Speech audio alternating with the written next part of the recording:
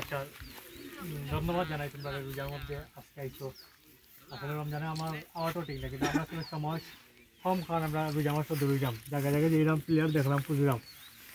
এখন আমি আজকে আইছি কোন উদ্দেশ্যে এটা জানো কি তা তোমরা? মানে আমি যে আজকে আইছি কোন উদ্দেশ্যে আইছি কেন আইছি এই ভিডিও অবগত কত তোমরা জানো?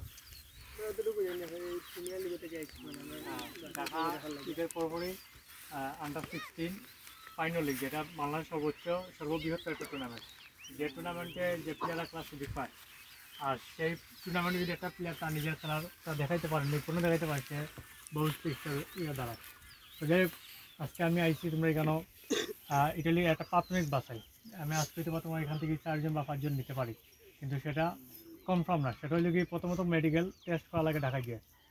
মেডিকেল টেস্ট ঠিক আপ পরে তখন আমার আবার আরেকটা যাচাই বাছাই হইব। তবে মেডিকেলে যদি উত্তীর্ণ হোক, খেলাটা সুযোগ আছে। যেমন আমার টিমে যদি নাও, ভিন্ন টিমে আমরা ট্রান্সফার প্লেয়ার সিস্টেম, যেটা ইউরোপ কান্ট্রিতে করে, যেমন ট্রান্সফার দেওয়া যায়, একটা ক্লাব একটা ক্লাবে প্লেয়ার ট্রান্সফার করা। যদি আমি একটা ক্লাব ট্রান্সফার করে নিব, যদি মেডিকেল ঠিক হোক।